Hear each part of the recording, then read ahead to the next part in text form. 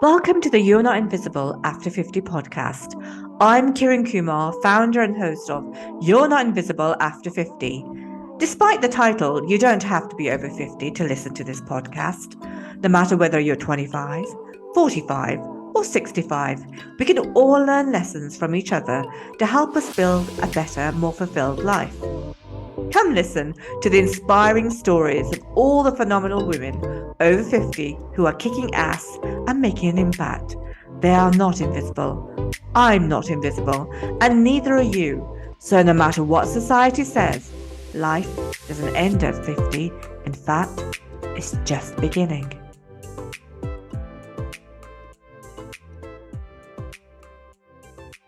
Welcome to the You're Not Invisible After 50 podcast. I'm Kiran and host of this podcast. We're all about showcasing phenomenal women over 50 who are kicking ass and making an impact. You'll get to hear all their inspiring stories why you don't have to be invisible after 50. So sit back and enjoy the wonderful life story from this week's guest. My guest today is Kristi D Price. Hi, Kristi. Hi, Karen. How are you doing today? I'm doing very well, thank you. And, it's really great to have you here. So thank you very much for being part of the You're Not Invisible After 50 podcast. And I hope you're well too. Yeah, thank you. I am. And thank you for having me today. It's always so fun.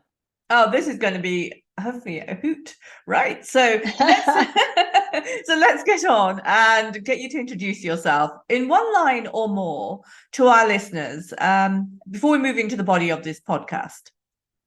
Okay. I'm a dating coach and matchmaker. I own KP Matchmaking and also Biohacker Matchmaking.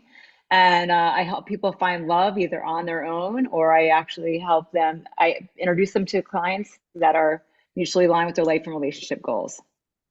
Oh, I can't wait to get into this one. So let's start. So in this podcast, we'll cover your life story, the past, the present, what there was a trigger point of 50, and what the future looks like before we move on to the bonuses. So let's start with the past. Wherever you want to start, please share. There's a lot of things. My parents got divorced when I was 11. So my mom always taught us to look for the silver lining because he was unfortunately abusive and alcoholic, not to us, to her. So she taught us to be strong, be independent woman, and not let men treat you like dirt or be toxic or abusive. So that was a fantastic lesson. And then I rode horses my whole life. I thought I wanted to be a trainer. And my mom said, no, you're going to college. And I was devastated that I wasn't going to be an Olympic rider one day, but you have to have the money for those horses anyway. So I went to college and kind of lost my path. I went into finance and management because I didn't know what else to do. And I worked in that field for quite some time. And then around the year 2000, I thought, I'm going to follow my dream and ride horses for a living. So I picked up and moved to Philadelphia and started a horse business and did that for quite a few years and loved it for a long time. And then I thought I needed to transition because it's a feast or famine business. So, and you're 7 days a week. And I was married at the time, and it wasn't conducive to a marriage. So the marriage fell apart for different reasons. And great person, just didn't work out. And then I got back into finance. And when I got back into finance, I didn't love it again. And some things happen in life, the universe, whatever you want to call it, will just kind of knock you off your feet like you're not getting it. So I was coming back from an appointment and I got into a car accident. And at that car accident, I got a concussion. So he rear-ended me, I got whiplashed, and I had fallen with a horse a few weeks prior and hit my head. So I went to work. I'm trying to get through it. I can't stand light, can't stand sound, just trying to work through it because I'm a bit of a workaholic. And I hit my head again. And at that point, I was in a dark room. So I couldn't work, even though I didn't like finance, that was kind of my identity. Oh, I'm a financial advisor. That was kind of my path all my life. Like it was my titles that defined who I was. Mm-hmm. So I was in rehab for 6 months. My mom had to move in with me. I lost peripheral vision. I had tinnitus. I was dyslexic. I was swapping words and all that fun stuff. I mean, there were a lot of other things and that went along with that. But during that time period, I had to stop and really learned how to love myself and do a lot of soul searching on who I am. And I had made a lot of mistakes after my divorce too, because obviously I wasn't owning myself and setting good boundaries and loving myself. It was a bit surface, even though I'm not surface. I was living up here instead of in here. Mhm. And that time period, everyone's like, oh, I say it's the best thing that ever happened to me, but it really was. And the universe was like, okay, or the universe or God, whoever you want to think about it, was like, all right, you're not getting it. You're not slowing down. You're not taking ownership of who you are and the gifts I've given you. And when I started going through neuropsychology, when I started being able to get back on my feet, I started dating for fun and just started to make all right, no big deal. I've done all this work on myself in terms of looking for cluster B personality types because I love the charismatic, narcissistic sociopath. And I had to step away and do a lot of research on that, love myself and set better boundaries and look for red flags. So for a year, I just dated men. I would go to coffee shops and kind of, because I couldn't work at that point, and just kind of worked on myself and seeing red flags and things like that. And then that's what got me into this business. I remember going to my neuropsychologist and said, hey, I think I'm really helping other people now for free. And they're happier with their lives. People saw a difference in me. I was just happier because I wasn't letting people walk all over me in general, not just men, just in general. And I started this business of dating coaching. I didn't even know it was a real thing, and started helping people not make the same mistakes I did and really create a life that they love. Because that's first. If you don't create a life that you love first, you're not going to attract the right kind of people in. Because if you don't love yourself, how are other people going to know how to love you?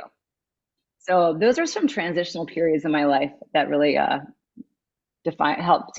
me where I am today. You can't change the past, even though you think, oh, you might want to, but you are actually the person that you're supposed to be because of those events. I completely agree. Yeah, I think it's so important. I think a lot of people look at, not a lot, but talk about failure. Oh my gosh.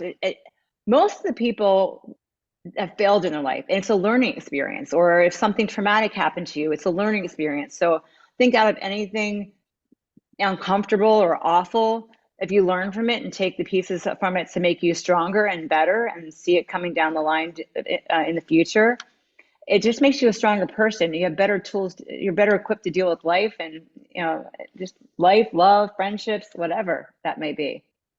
I think that's absolutely true. And I also think what you said earlier on about self-reflection and thinking about yourself and, you know, analyzing your wants, your needs, your desires, etc., where you've come from to where you're going.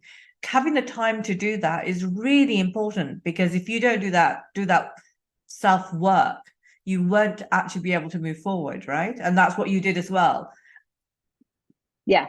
I still struggle with that. I think I'm that kind of person. I remember when I got through that accident, this intuitive, and I was like, now I'm all about law of abundance and the secret. But before that, I remember my friend giving me a book when I was in finance, and I'm like, this is junk.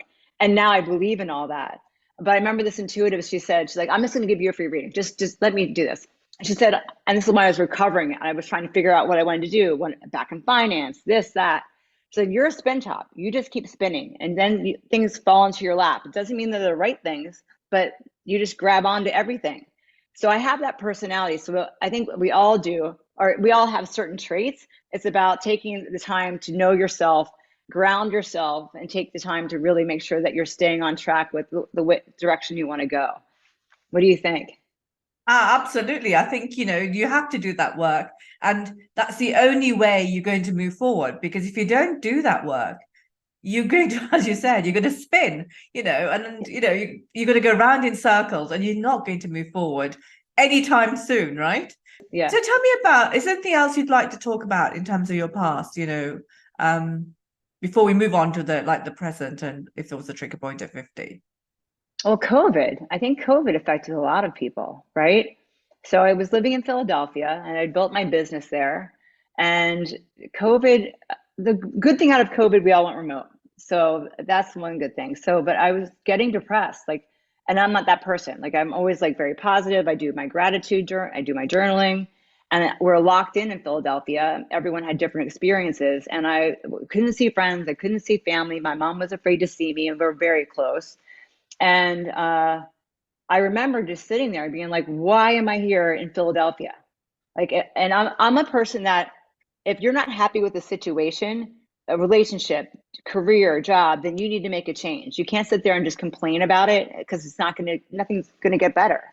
So I packed up my dog and thought, Florida. I'd gone to West Palm Beach for vacation, probably 2 years prior to COVID, and I loved it. So I did my research, and there's a big singles area. So I didn't know a soul down here.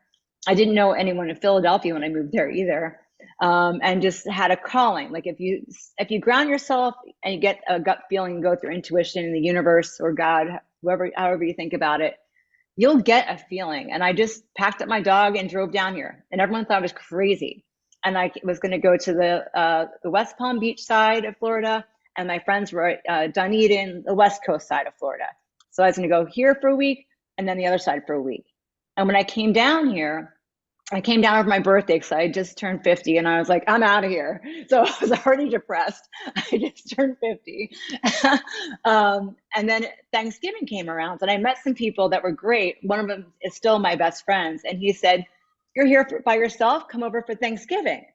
And I was like, that would never happen in Philadelphia. And that just was like, all right, this is it. And something just clicked.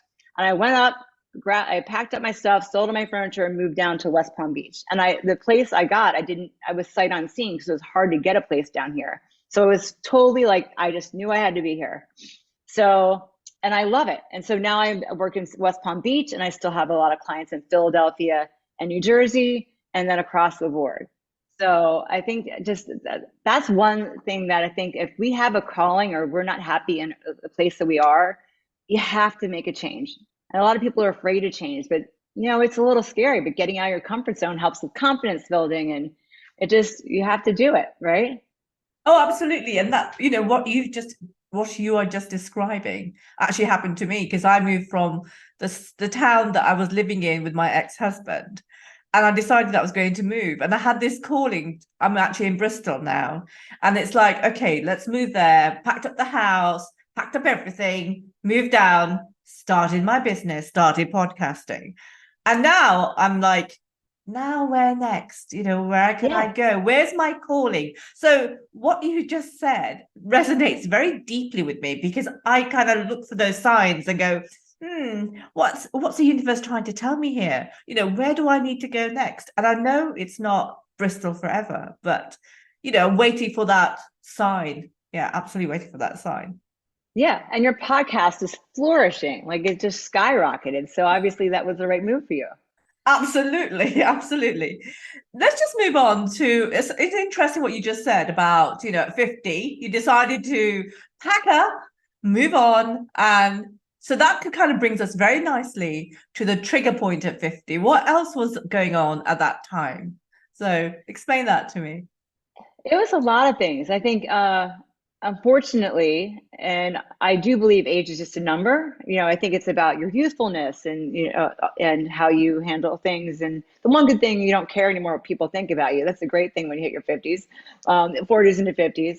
But then I think that it's also all of a sudden it's that midway point. Not even you're past the midway point to um, the end. I hate to talk about the end. So I think there are so many things going through your mind. Menopause, like I went through early, like at 42, which was kind of devastating, but then it started flaring back up right before I hit my 50th birthday. And I'm like, this is awesome, hot flashes again. So it reminded me of I'm getting older. And there's like that, all right, I'm losing time. What am I going to do with the next, 20, 30, 40 years? And where am I now? And I think that in terms of, and also being locked down and isolated, it was just so much that I was like, if I don't make a change, I'm going to lose my mind. And I think that's why I just took off and moved. And I came down here and felt like a different person. And I almost forgot I did forget it was my birthday. And someone's like, it's your birthday? Like, yeah. And it just kind of washed all that self-doubt that, oh my gosh, I'm 50. At that time I was single, and what's going to happen to me now? And my business was kind of like, I pivoted. So I was making money, but obviously people couldn't date. So dating was just kind of off the charts. I was just doing a lot of coaching instead of matchmaking. So there were so many things I was juggling, as all of us women do, and Hmm. we internalize a lot. And I think, and I didn't have anyone to really talk to about it. So I think it was just tough. Yeah, 50 was tough. I won't say that I love my 50s. I don't like the number, so we'll talk about that. It is just a number. So I don't tell people my age. I just like because I feel like I'm in my 40s, and I feel like women, it doesn't define who we are. And it Hmm. did when I hit 50. I was like, oh my God, what's happening? And it's, And yeah, that's the reason for this podcast, really, isn't it? Is to kind of break down those stereotypes. I'm 59, right? I'm going to be 60 in March. you look amazing. Thank you. But I'm going to be 60 in March, but I don't feel anywhere near that. I mean, and why should you? What is it, whatever we feel, what we think we should be, is because of all the kind of stereotyped images and feelings that we got from our parents, etc. Well, they're not really valid because you feel what you feel Yeah, when you get there. And I don't feel, oh, I'm nearly 60. I have to remind myself that I'm going to be 60 next year. And it's really interesting because, yeah, it is a number. At the end of the day, you feel as good as you feel. I feel better now than I did when I was in a terrible relationship with my ex-husband and completely out of control in terms of my weight and food. And now I have that all under control because I'm in control. And I think that's quite interesting as well. So yeah, you can I be love it. whoever you want to be at 50 plus. Exactly. And the interesting thing, though, the man that I met, we didn't tell each other our age for 6 months. So I don't think it's just women nowadays. I think it's society that has this, the Americans. I think you might differ with me on that, but a lot of Europeans, it's not just about the age. But in America, for sure, I see that magnified, that, oh my gosh, we're getting older, we're getting retirement, we're not going to be worthy, especially the men. I retire, like that was my identity.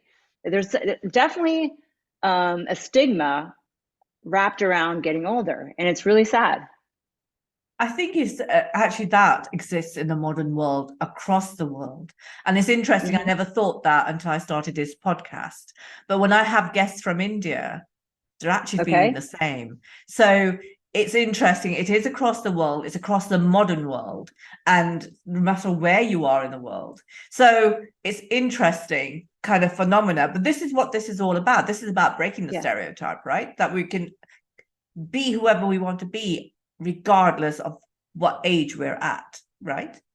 Yeah, and I think if we just keep living our life and taking care of our bodies and their hormones. I mean, all right, we're women. This is a women's podcast, so I started taking hormones, and I embraced it. I'm like, if I want to feel good, and that doesn't necessarily mean that's for everybody, but for me, I felt better. I started having more energy. Taking the better vitamins and things like that. I went through a scare in January, and that they took my ovaries out, and I was like they thought I might have cancer, and they're like, take them out. And at first I was like, that's another thing as a woman. I don't know about men as much, but I was like, I'm not. I At first I felt I was losing part of my feminine side in my Mhm. body, and then when they took them out, I was like, yeah, I should have done that a long time ago because I felt so much better. So I think that's part of getting older too, is we start having ailments. So it's about making sure that we take care of ourselves.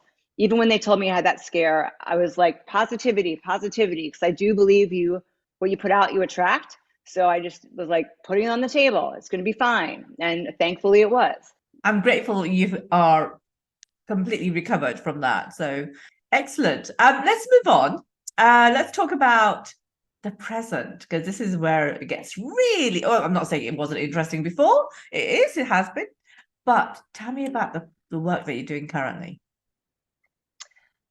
So I do the dating coaching and matchmaking. I've been a life coach my whole life and a success mindset coach. So it's not just about finding a partner. It's about creating the life that you love, staying positive, doing things that you love every day, goal setting to make sure that you get where you want to go.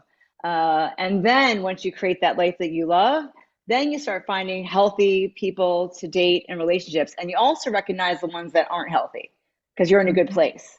So I do the coaching to help people get out on their own to meet people, whether it's online dating or going to events or on the street. And then I do matchmaking where clients hire me to find them people that are mutually aligned with their life and relationship goals. So I do all the screening for my clients that don't have the time to go out and meet people on their own. And then I introduce them to people that are aligned with what they're looking for. That's really interesting because I'm really intrigued to have this question answered. We live in this modern world with apps. So, as a matchmaker, I'd like to get your kind of view on what you think of the dating apps that are around today. I think last we spoke, I may have had a different viewpoint. So I still think that it is the more opportunities you create to meet people, the better. But I read on a Stanford, I think it was Stanford, just did and I already knew a lot of people online were in relationships and married, but 69% of people on Tinder are in relationships or married. So you have to have a thick skin when you're doing online dating and really screen well for people.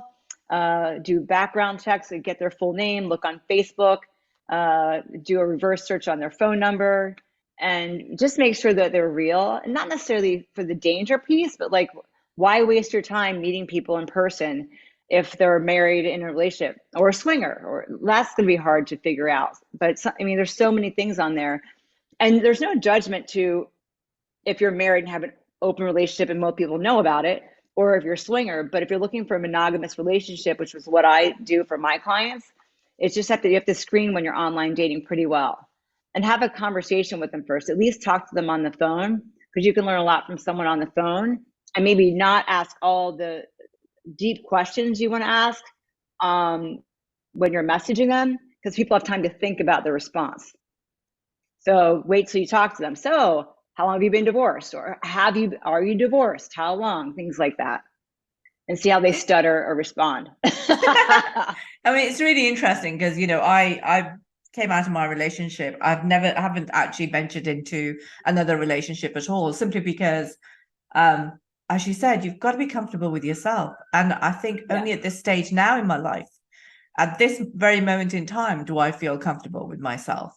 And I think maybe, 6 months from now, I might go and walk down that path, or may not, depends, because I've been on my own for so long and I just don't feel that I need a man to complete me. I'm happy on my own. I have control of my life. I know what I'm doing. And, who knows what the future will bring. But it's interesting in terms of, you have to be comfortable with yourself, but also be very wary of what's out there as well. I agree, for sure. And I'll be honest, not everyone needs or should or want to be in a relationship. So right now I'm taking a break. I'm a matchmaker and dating coach, and I'm just focusing on my business, on me. I was in a relationship for 2.5 years.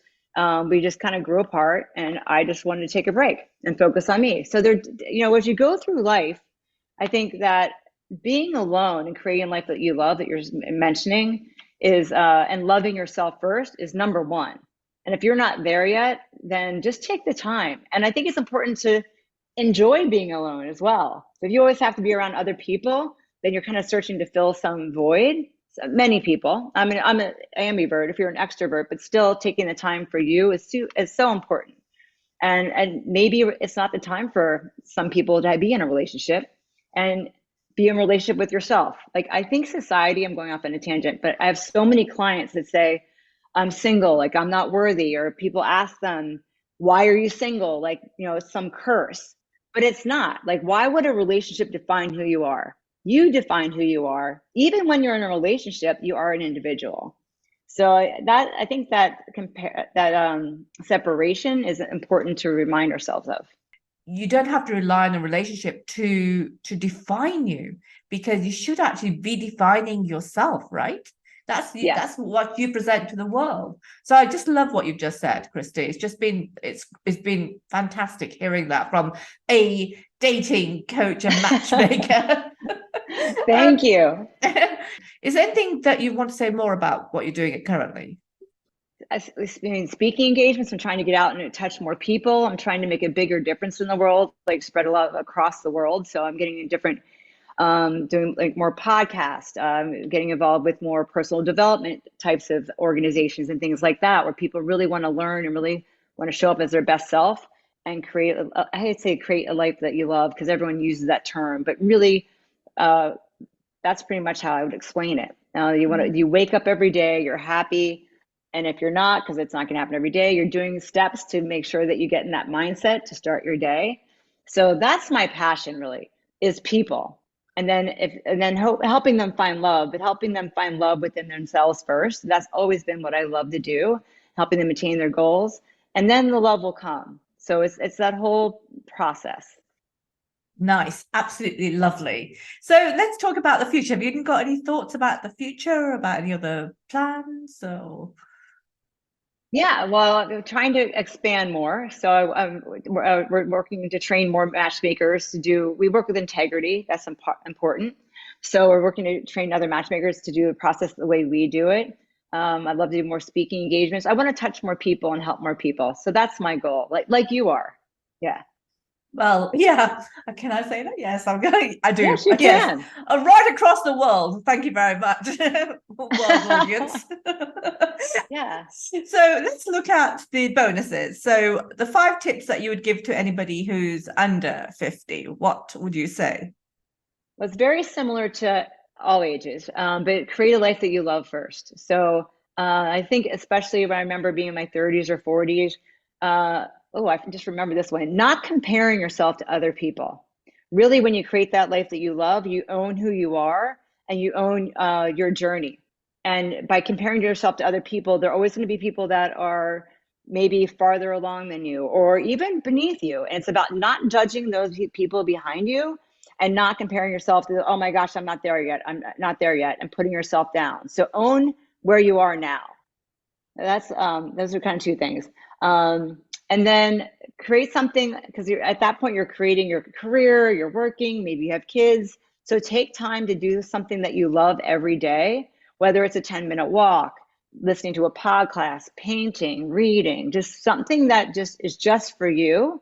That you can like, it makes you smile. Even if it's visualization, if you love the beach and you don't have time to get to the beach, just stop, listen to like ocean music off YouTube and just kind of be in your space.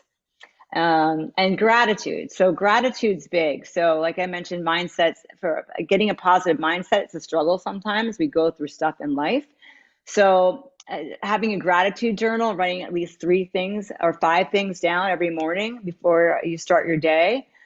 Just to kind of reset your brain. It could be, I woke up this morning. I love my cat, my family, and just some things that you're grateful for. It helps the neural pathways. It helps our positivity and helps and stopping before you get on social media also stop that monkey mind where we just start spinning, like I talked about.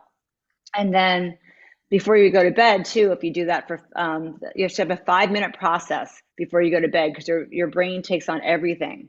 So like no horror stories or things like that before you go to bed. So if you do gratefulness before you go to bed, and also just focus on what will happen the next day in a positive manner, whether it's a client you're meeting or whatever. But 5 minutes of positivity, Wayne Dyer says this, he's a brilliant man, before you go to bed will actually help you wake up more positive in the morning too. So if you start going down a negative path, throw it out and just reset your brain before you go to sleep. And goal setting. I think goal setting, we're trying to we're at that age and in my 50s, still goal setting is big. So making sure that you're doing attainable goals, maybe 3 to 5 things a day that are going to get you where you want to be. And just accomplishing those goals will give you more confidence and will also get you to your goals faster because you have to have a timeline. So that's a lot for under 50 or under 50 and over 50. A few are, who cares if you're 50 or 60, right? It's just a number. The main thing is know your worth, know your value. Affirmations are great for all ages, but I love myself. I'm beautiful. Like, you can look on any website and look up different affirmations if it's a challenge for you to do this, which it is for me. So I'll kind of steal some, but that really helps too. And mirror affirmations really help breed confidence too, or create confidence by just looking in the mirror. And that can be searched online as well. So those also create better neural pathways for positivity and your brain doesn't know the difference between like reality and fantasy. So whatever you give your subconscious mind, it's going to take in. So affirmations, as long as you believe them, are super important. And I think for over 50, I used to always with my clients do a love intention. So writing down how you want to feel in a relationship and what you're doing with that person, what that person looks like in the present tense. And it's a lot of feeling to attract the one into your life, and also realize when the wrong person's in it. But just this past week, I thought of a life intention. So I started writing that myself, just so I can kind of practice it before I give it to my clients. But how do we want our life to be? How do we want to feel when we wake up? Where do we see ourselves? So it's like journaling, but like you're seeing yourself presently in the future, and what your life, what you want over the next 2 to 5 years. And I think that might be a little new brain hack that might help people. I think it's a beautiful brain hack, actually. That love intention, that life intention. I mean, I put a post out today. It was about visualizing success. You know, if you visualize it, it's going to happen at some point. And as you said, you know, if you tell your brain that, and you keep on telling yourself that, and that kind of repetition, and you say something or you feel something with intention, you know, the universe is going to give it to you at some point. And so I just love the love intention and the life intention. I'm going to put that into practice, actually, when I, you know, do that every day. I'll take something away from all my podcasts. So definitely take that away and utilize it. But I think it's wonderful. It's a great life hack, actually. Thank you. Yeah, I was writing it. I was like, I think this will be good. Because like I said, it's about us first, not just about love. So have both. It's a great takeaway. So it's a nice way to finish off the podcast, Kristi. I mean, thank you so much. I would love to know more, but of course I'll be asking you questions, you know, post podcast. So thank you for being on You're Not Invisible After 50. Thank you for your insight and all the knowledge that you've provided. Thank you very much. Thank you for having me. It's always so much fun. I appreciate it. Thank you. Thank you for listening to the You're Not Invisible After 50 podcast. If you want to hear more from some amazing women who are over 50, who are kicking ass and making impact, then don't forget to follow us right here on Apple Podcasts or Spotify. Remember to subscribe, rate, comment, and share with other women through your social media. Let's spread the word across the world that you don't have to be invisible after 50.